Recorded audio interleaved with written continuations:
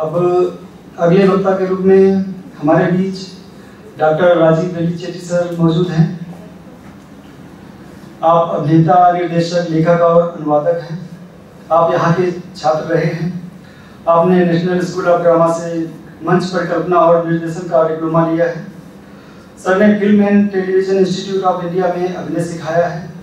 आपने शेक्सपियर के कई नाटकों का अंग्रेजी से तेलुगु में अनुवाद किया है। आपने विजय तेंदुलकर के कई नाटकों का तेलुगु में अनुवाद किया है। आपने रॉबिन दास और पंकज पराशर के साथ बतौर सहायक निर्देशक काम किया है। इसके अलावा आपने अरशद मेहता पर बनी फिल्म कपला का लेखन किया है, जो 2006 में आई थी।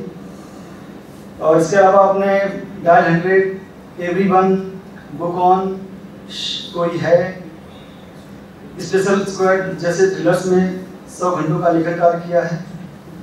वर्तमान में आप हैदराबाद विश्वविद्यालय के आर्ट एंड थिएटर विभाग में सहायक अध्यापक हैं। आपका टॉपिक है cultural characters and legalistics, timing of the modern Indian theatre. Sir आप आए। Thank you very much, specially Hindi department के सेमिनार में एक नामहीन स्पीकर को मौका देने के लिए। ये जो डिस्कशन है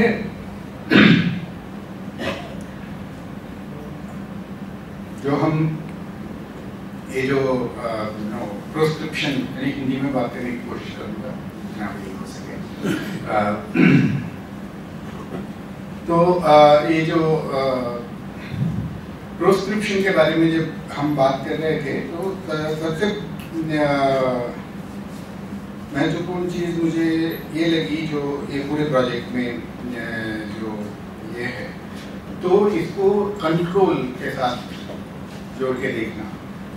ये सिर्फ ये नहीं है कि कोई क्या कहें पॉलिटिकल एक्सपीरियंसी की बात नहीं है कि सरकार के खिलाफ कुछ हो गया, कुछ लिखा गया या कुछ नाटक या मंचन का कोशिश की गई तो उससे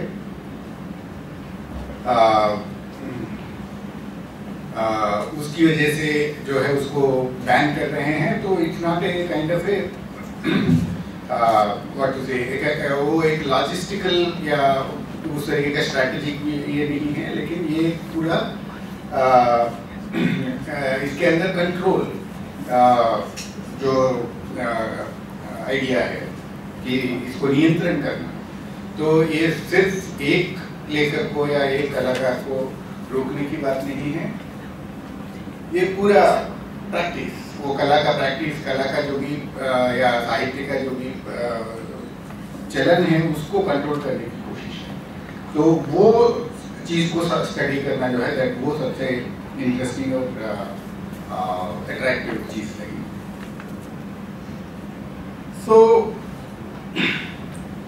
फिर समस्या या सवाल इस पर आता है कि हम कॉलोनियल क्यों कह रहे हैं। इन द सेंस समझ सकते हैं कि वो एक पीरियड है और वो एक पीरियडाइजेशन में एक टाइम पीरियड का हम क्लैरिफाई कर सकते हैं कि इस समय क्या हुआ है उसको हम समझने की कोशिश कर रहे हैं। लेकिन उसमें वो कॉन्सेप्ट को एज ए कॉन्सेप्ट वो कॉलोनियल को हम कैसे समझेंगे, उस पर हमें थोड़ा गहराई से सोचने की ज़रूरत है। खासकर क्योंकि जब हम कॉलोनियल यूज़ करते हैं, कॉलोनियल टर्म यूज़ करते हैं, और स्पेशली लेटर कॉलोनियल पीरियड या अर्ली कॉलोनियल पीरियड वगैरह का यूज़ करते हैं, तो उसमें एक एजम्पशन ऐसा लगता है कि हम ये एज्यूम कर रहे हैं कि वो ख़त्म हो चुका है, जिसके बारे में एक्चुअली चर्चा अभी भी जारी है।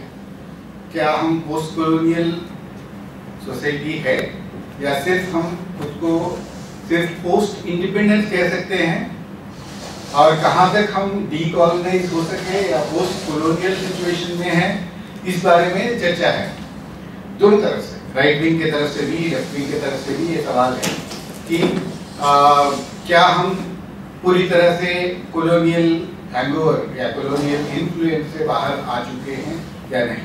तो वो वार्निंग जो है हमको मेंटेन रखना पड़ेगा।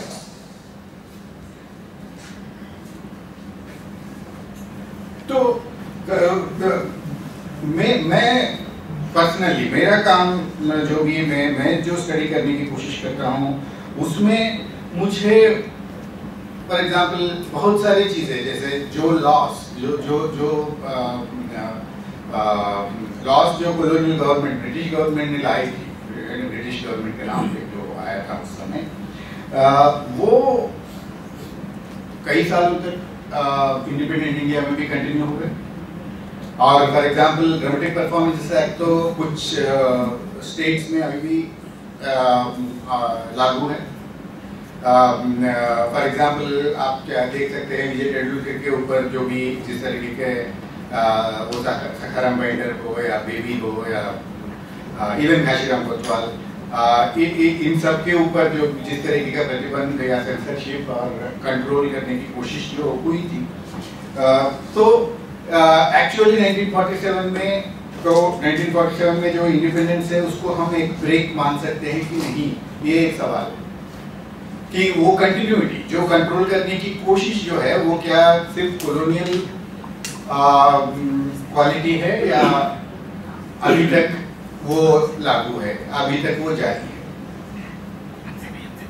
और सबसे बड़ी बात इसमें जैसे कि सेडिशन लॉ वो कॉलोनियल पीरियड से आज तक वो कंटिन्यू होता है, उसी तरह से डिफेमेशन लॉ भी उसी समय का है, वो अभी तक कंटिन्यू होता है। और जिस तरीके के केसेस जो लिटिगेशन जो चलता रहता था सेंटिमेंट्स हर्ट करने की बात जो को लेकर, ये सब चीज़ें जो है अभी भी आज भी उनका कंटिन्यूटी है।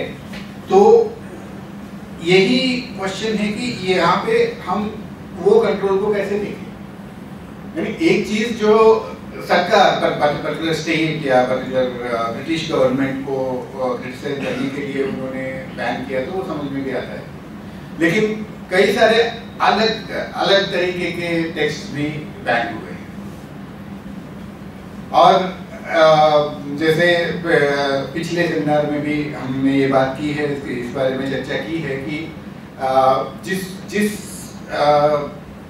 एडमिनिस्ट्रेशन को हम ब्रिटिश एडमिनिस्ट्रेशन बोलते हैं उसमें सिर्फ टॉप में ब्रिटिश ऑफिसर्स थे, कुछ बहुत कम।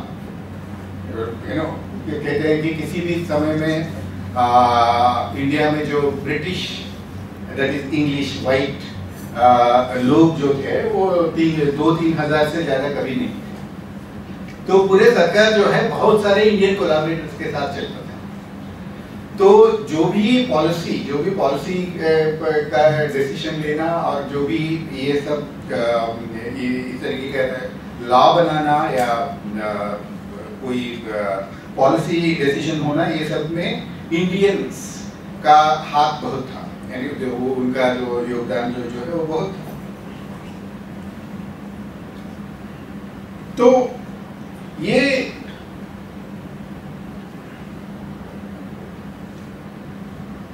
तो इसको हम कैसे समझें कि वो कंट्रोल जो सिर्फ पॉलिटिकल या स्टेट के खिलाफ या गवर्नमेंट के खिलाफ जो नहीं है, जो बेसिकली एक कल्चरल या दूसरे तरह का एक्सप्रेशंस है, उन सब को भी कंट्रोल करने की तरीका करने की कोशिश जो ये प्रोस्क्रिप्शन और सेंसरशिप के जरिए करने की कोशिश किया गया, उसको हम कैसे समझें। और इस तरह के कंट्रोल में क्या 1947 के बाद कुछ शिफ्ट हुआ है या वो सेम डायरेक्शन में चल रहा है। So that is the question that वो सवाल हम सबको फेस करना पड़ेगा। तो अप्रोच में भी और वो मैकेनिज्म में भी control by the state of the social life, political aspirations और कल्चरल एक्सप्रेशंस, इन तीनों चीज़ों पे जो कंट्रोल करने की जो कोशिश है उसको समझना जो है मुझे लगता है कि वो ज़्यादा इंटरेस्टिंग। अदरवाइज ठीक है, हम नए और बहुत सारे एग्जाम्पल्स दे के बता सकते हैं कि ब्रिटिश सरकार ने ये बैन किया और ब्रिटिश सरकार कितना बुरा है और कितना जुल्म किया, ये सब चीज़ों के बारे में हम फिर वो तो रिपीटेटिव मोड में ही चले जाएंगे, वो हमको अपना प्रेजेंट को समझने में ज़्यादा हेल्प नहीं कर पाएगा। So my proposal is to see the continuity of the efforts to control, और इन अदर वर्ड्स हेजिमनी क्या है।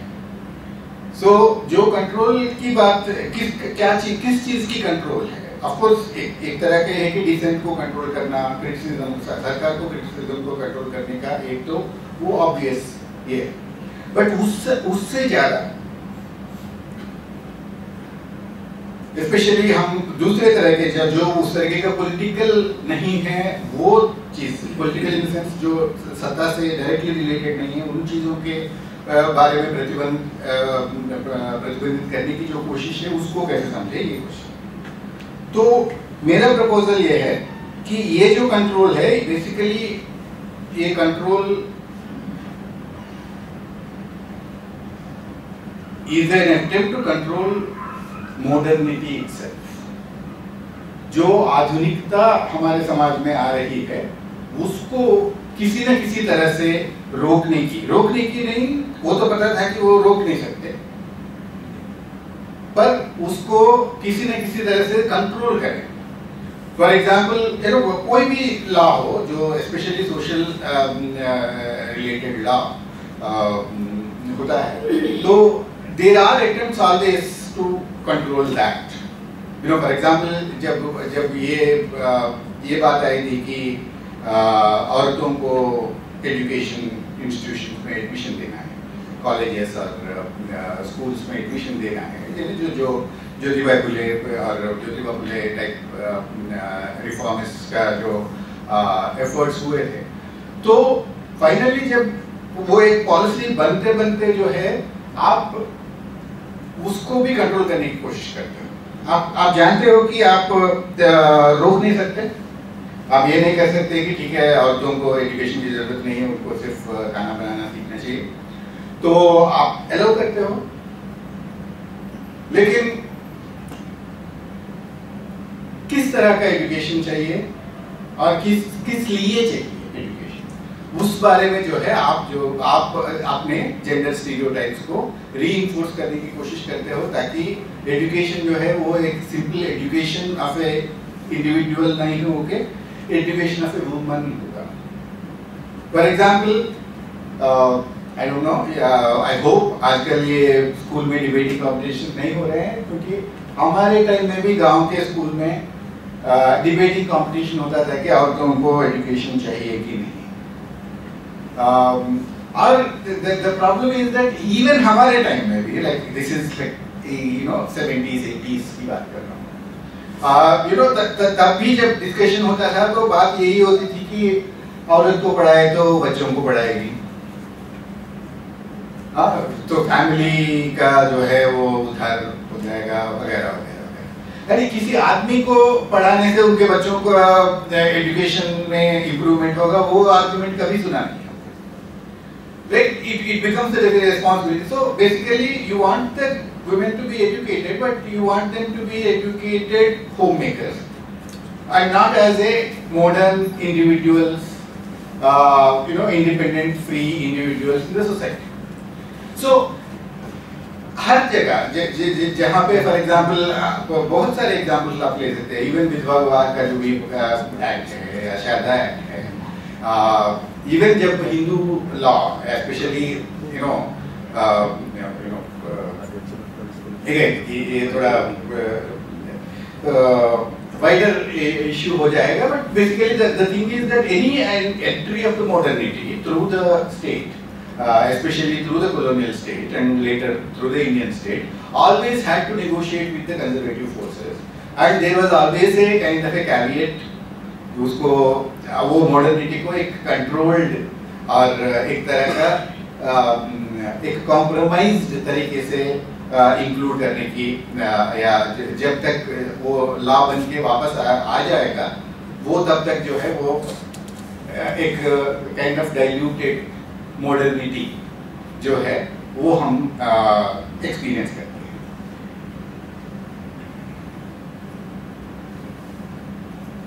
So that is the reason why you, and this is not done by the British. British didn't care, right? British, of course, British, हम जो जिसको British कहते हैं वो भी तो थोड़ा problematic है, क्योंकि पहले तो ईस्ट इंडिया कंपनी है, which is actually a corporate business entity. It has nothing to do with the actual ruling the country. They were just, उनका तो country देश को लूटना है, तो उनको ज़्यादा ये वो एक कल्चरल पॉलिसी या दूसरे पॉलिसीज में उतना इंटरेस्ट नहीं था। तो ज़्यादातर जो रिफॉर्म और ज़्यादातर जो एजुकेशन स्पेशली इस तरीके की चीज़ें जो है 58 के बाद 1858 के बाद जब ब्रिटिश क्राउन पावर में आती है तो वो इन सारी चीज़ों को अपने हाथ में लेते हैं। लेकिन जब हम ये देखते हैं कि ये बात समझ सकते हैं कि जो ये कॉलोनियल मॉडर्निटी जो एंटर कर रहा था इंडिया को, and there are these elites, वो अपना हेजेमोनी रिटेन करने के लिए उसको जितना हो सके उतना सैल्वेज करने के लिए कंट्रोल का कोशिश कर रहे थे। ये मेरा प्रपोजल ये है कि that will help us to understand why it is continue, यानी क्यों हम 1947 के बाद सेडिशन लॉ को उठा के नहीं फेंका, क्यों हम 1947 के बाद ये सेंसरशिप को या ड्रामेटिक परफॉर्मेंस एक्ट को या किताबें बैन करने के पावर को हमने क्यों नहीं छोड़ दी। तो ये सब चीज़ों ये तो दैट इज माय इंटरेस्ट। सो जब हम बैनिंग और सेंसरशिप को समझने की कोशिश करते हैं, that has to be understood as a whole cultural policy या cultural social या political program का एक पार्ट है। So it is so the कोशिश जो है हमेशा मॉडर्न वैल्यूज को डाइल्यूट करके तो पुराने हायरार्किकल स्ट्रक्चर्स को जितना हो सके उतना मेंटेन करने का, वो कास्ट और जेंडर जैसे चीज़ों में और क्लियरली और बहुत साफ साफ दिखाई देते हैं। तो फॉर एग्जांपल वही वाइडर लेवल में हम देखें तो वही होता है कि जब आप रूल ऑफ लॉ की बात करते हैं, जैसे वो एक मॉडर्न वैल्यू है कि रूल ऑफ लॉ होना चाहिए, तो आपका social as well as personal life should be controlled by certain kind of law that is applicable to everyone. But then by the time the law actually happens, it starts becoming a personal law, right? Hindu law will be based on Manusmriti, and Islamic law will be, Muslim law will be based on what the ulama is saying, etc., etc., etc. So the identity or the limitation will become a more of a important factor than the modern value of citizen. So the question is that your citizenship or the quality of your citizenship or the access of your citizenship is controlled by your identity, right? So this is what I mean by controlling the modernity. You want the citizenship, you want the rule of law, but your rule of law will be defined by the Manusmriti or your or any of the whatever non-modern or pre-modern value systems। So ये तो बहुत बड़ा canvas है। Actually that is what I was thinking कि whether title में जो है taming of the modern करके छोड़ दे या taming of the modern Indian theatre तक इंक्लूड करे, क्योंकि वो मॉडर्न इंडियन थिएटर को टेम करना भी it is part of the taming of the modern itself. तो जो मॉडर्निटी को जो हम अडॉप्ट कर रहे हैं उसको एक तरह का कंट्रोल और डिस्टॉर्शन जो इंक्लूड करना है।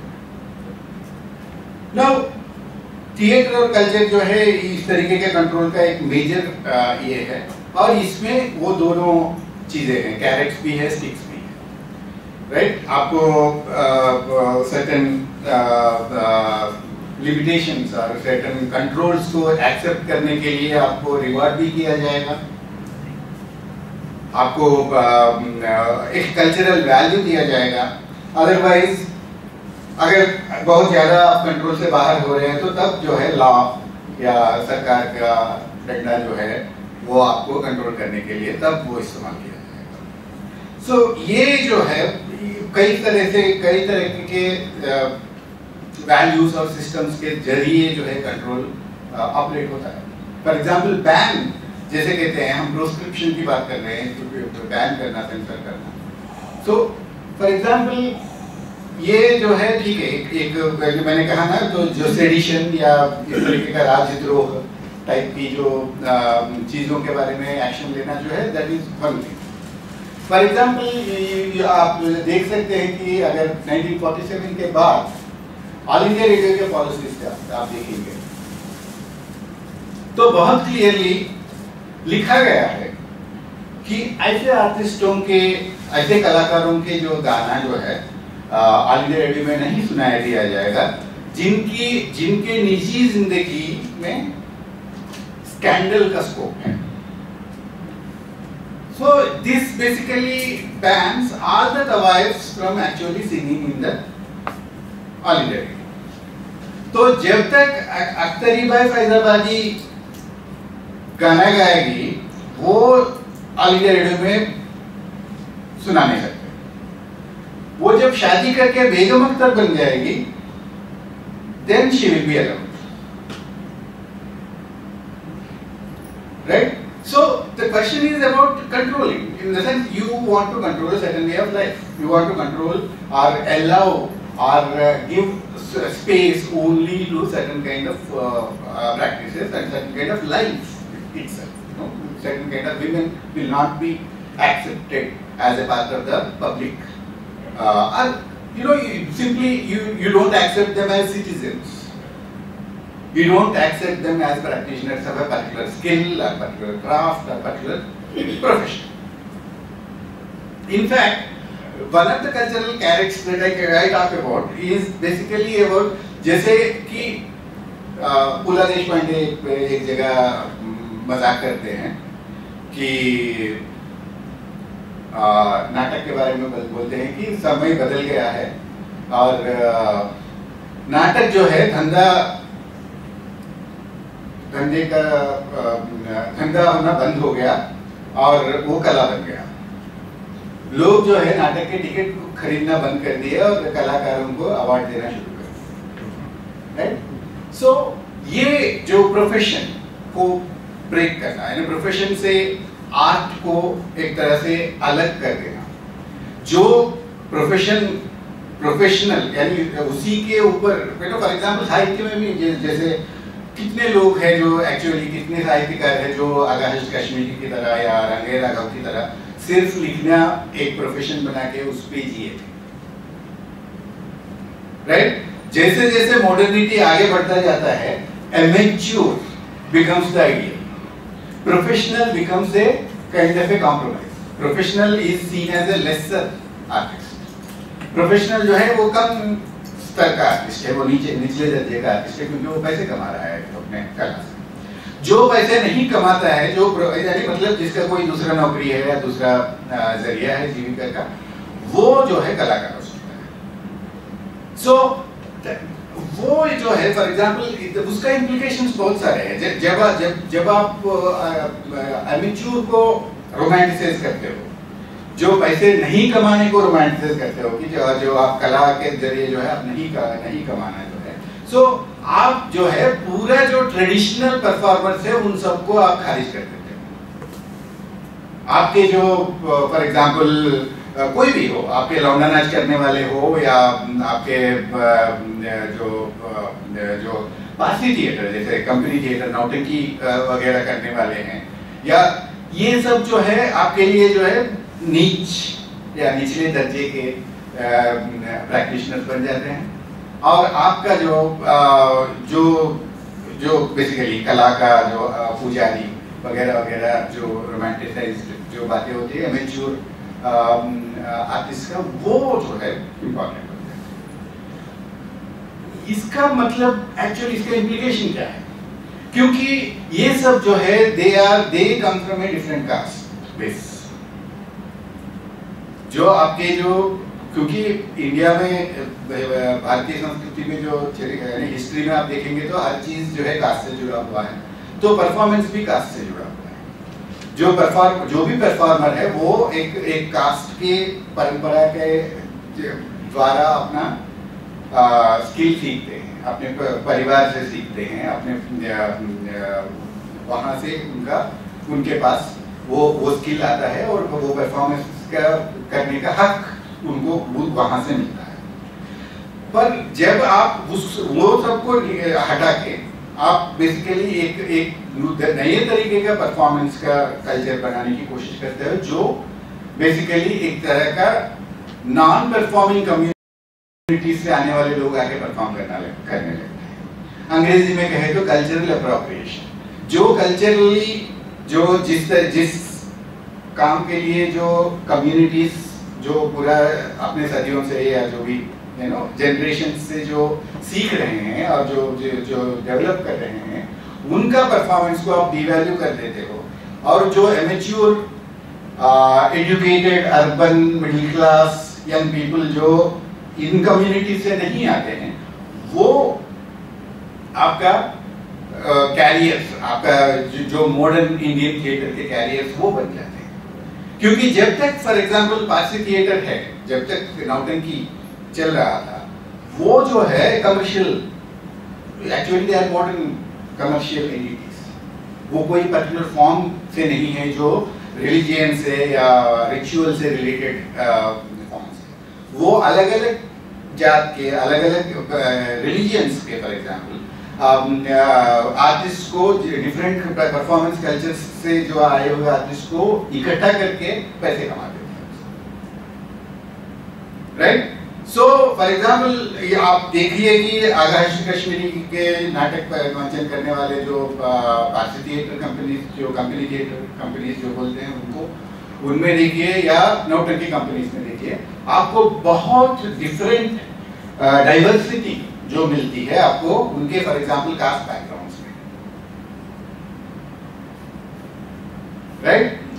जब मॉडर्न इंडियन थिएटर जो एस्टैब्लिश हो जाता है, मॉडर्न इंडियन थिएटर जो सेटअप हो जाता है, सडनली आपका वो डाइवर्सिटी पूरा खत्म हो जाता है। और भारतेंदु हरिश्चंद्र से लेकर राइट 1956 ड्रामा सेमिनार, जिसमें शंभू मित्रा, उत्पल दत्ता, दीपिका आनंद, हबीब तनवीर और सब लोग जो आए थे, तब तक जो अटैक जो होता है पारसी थिएटर को, उसका कमर्शियल एस्पेक्ट्स को लेकर, ये बोलना है कि वो अश्लील है, ये बोलना है कि वो पैसे कमाने के लिए कुछ भी करता है, या ये बेसिकली वो जो है बेसिक इंडियन थिएटर के लायक नहीं है। इसको बिल्कुल कई तरह के आर्गुमेंट दलील दिए जाते हैं जो उनको निगेट करने के लिए या बंद करने के लिए, या बेसिकली उनको फॉर एग्जांपल सरकारी सपोर्ट नहीं मिलेगा, कल्चरल पॉलिसी में उनको कोई जगह नहीं मिलेगा, वगैरह वगैरह वगैरह। हाँ, तो एक जगह पे जाके, एक लेवल पे जाके फिर वो अश्लीलता के नाम पे या other kind of objectionable content के नाम पे जो तेंदुलकर के साथ हुआ था वगैरह, वो बंद भी किया जाता है, सेंसरशिप भी आती है। बट उससे ज्यादा जो है आपका बेसिकल रेपुटेशन खराब हो जाएगा। आप अगर कमर्शियल या प्रोफेशनल काइंड ऑफ ये करोगे तो उसमें आपका रेपुटेशन ही खराब हो जाएगा। आपको एक कलाकार का दर्जा मिलने से आप वंचित रह जाओगे। आपको ये जो कंट्रोल का मैकेनिज्म है, तो जो भी सेंसरशिप या जो भी बैन जो है वो एक एक्सट्रीम स्टेप है जो इस प्रोसेस का एक तरह का लॉजिकल कंक्लूजन में ले जाता है। आपको पहले जो है एक आइडियोलॉजिकली एक एक्सेप्टेंस बनाया जाएगा कि ये सब गलत चीजें हैं, और उसके बाद जो है जब ठीक है वो आप बोल देते हो कि ये this is not acceptable. So वो वैल्यूज का जो क्वेश्चन है, that is the complicated question that we have been living through, right. So अभी फॉर एग्जाम्पल वो तो सरकार बैन कर सकती है, अभी तो कोई भी ग्रुप बैन कर देता है आपको, आपका स्पेशली परफॉर्मेंस को, सिनेमा हो या थिएटर हो, कोई भी ग्रुप आके बोल देता है कि ये नहीं कर सकते अपन, right. But the problem is that वो जो पावर है, वो जो आर्गुमेंट है, that is not just coming at the particular out of the blue. उसके लिए पूरा एक mechanism या logic जो है that is being developed over the years based on these issues. The way, for example, caste discrimination, किस तरह से, for example, वो जो distinction है, जिस तरीके का, for example, ये modern ideas में जो है contemporary को हम एक value loaded चीज बनाते हैं. Contemporary क्या है? समकालीन. So ये काल के related है. तो हम सब contemporary से, it doesn't mean that we all agree on anything, right? लेकिन performance में क्या होता है? Contemporary performance जो है वो अलग होता है.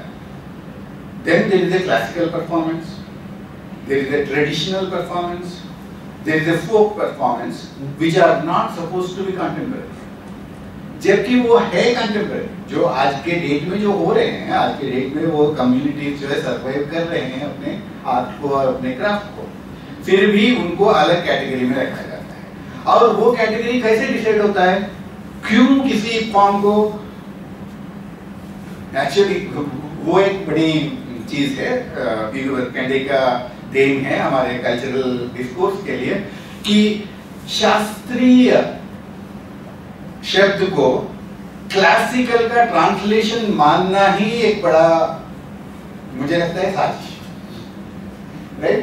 क्योंकि क्लासिकल और शास्त्रीय का कोई लेना देना है नहीं. किसको शास्त्रीय बोल रहे हैं? शास्त्र से रिलेटेड या शास्त्र से जो डिफाइन होता है, शास्त्र से जो कंट्रोल होता है, वो शास्त्रीय होता है.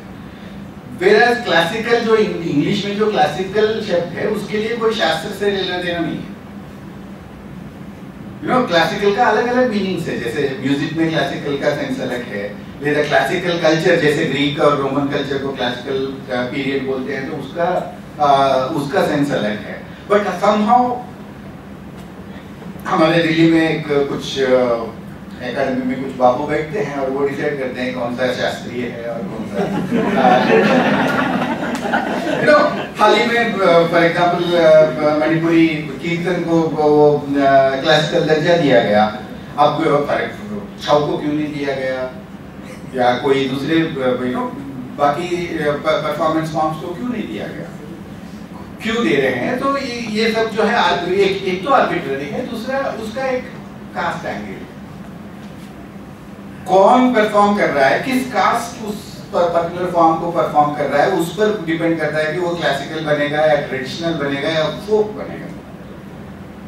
उस हिसाब से आपका इवन डिपार्टमेंट ऑफ कल्चर के पेमेंट्स भी उस हिसाब से डिसाइड,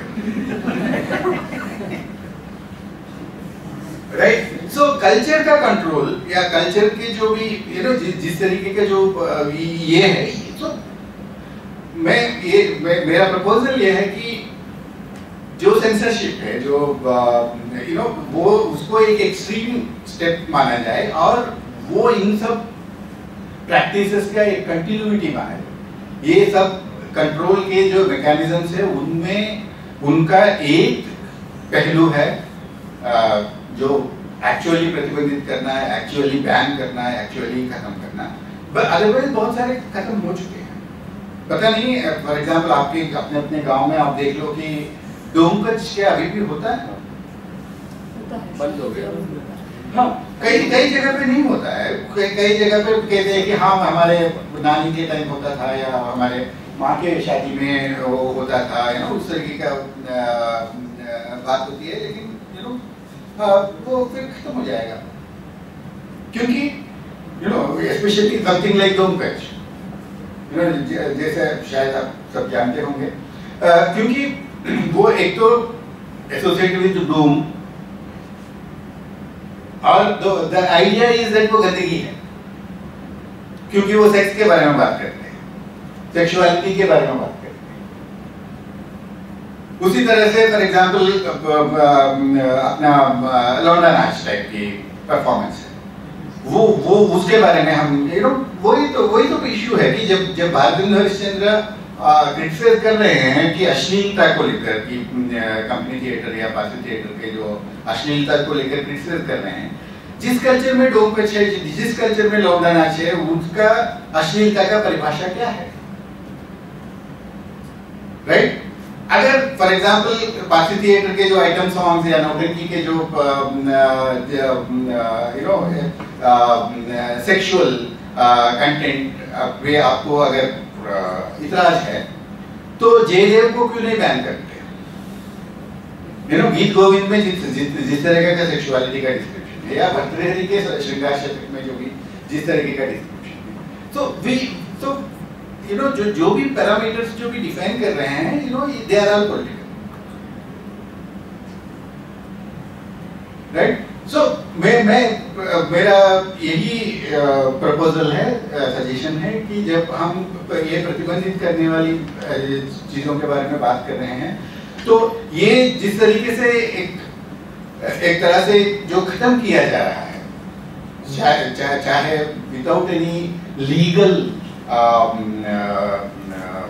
इंस्ट्रूमेंट, उसके कंटिन्यूएशन में ही प्रतिबंध करने वाला एक बैन और सेंसरशिप का समझा जाए, और इनको बेसिकली अपने कल्चरल पॉलिटिक्स के साथ उसमें जो जिस तरीके का ये हो रहा है उसको उनको जोड़ के देखा जाए, यही मेरा प्रपोजल है। बहुत धन्यवाद सर, आपने नाट्य जगत की तमाम समस्याओं से हम सबको अवगत कराया, और हम आज़ादी का अमृत महोत्सव मना रहे हैं, और अमेजू द्वारा लाए गए ड्रामेटिक परफॉर्मेंस एक्ट को कुछ तब्दीली के साथ अभी भी लागू है, जो ये कम से कम राष्ट्रीय शर्म की बात है।